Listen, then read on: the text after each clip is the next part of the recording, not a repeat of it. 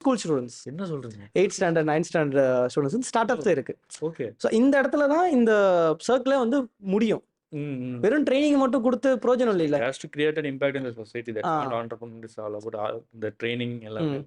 This is where most of the players in the market in all these 5 ways they are failed. This is where the propeller technology is sustained. அதனால வந்து இப்படிதான் பண்ணுவோம். அவங்கள பார்த்து 4 பேர் வருவாங்க. அவங்கள பார்த்து 4 பேர் வருவாங்க. அவன் ஸ்கூல் படிக்கும் போதே அவன் என்ன ஆக போறான்றது இப்பவே தெரியும், தெளிவா தெரியும். ஆமா. ஏன்னா இப்போ நான் ஃபர்ஸ்ட் நாங்கள் ஒரு ரிசர்ச் பண்ணோன்னு சொன்னோம்ல, அப்போ பேரண்டோட நீடு, ஸ்டூடெண்ட்டோட நீடு, ஸ்கூல் மேனேஜ்மெண்ட்டோட நீடு, கவர்மெண்ட்டோட நீடு. அப்போ கவர்மெண்ட்டோட நீடு என்னன்னா, India is moving towards the service economy to the product economy.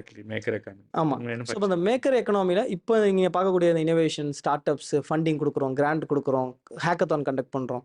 இது எல்லாமே ரீசன் என்னென்னா, நிறைய ஸ்டார்ட் அப்ஸ் வந்து இதாகிட்டாங்க. அப்போ ஃப்யூச்சரில் ஏகப்பட்ட ஸ்டார்ட் அப் இருக்கும். அந்த ஸ்டார்ட் அப்பில் ஒர்க் பண்ணுறதுக்கான ஸ்கில்டு ரிசோர்ஸ் இது ஃபியூச்சர் டிமாண்ட். ஆமாம். அந்த ஃபியூச்சரில் நடக்கக்கூடிய ரொம்ப பெரிய ஒரு டிமாண்டுக்கான சப்ளை இப்போ என்ன பண்ணிட்டு இருக்காங்கன்னா, இப்போ 4th ஸ்டாண்டர்ட் படிச்சுட்டு இருக்காங்க.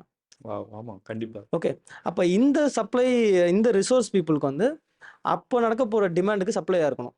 அப்போ என்ன ஸ்கில்லோட சப்ளை பண்ணணும் அவங்கள? Industrial revolutionised skills of robots, drones, 3D printing, space technology எல்லாமே. ஸோ இப்போ அந்த ஸ்கில்லை இப்போ ஸ்கூல்லேயே வந்து அவன் கற்றுக்கிறான்.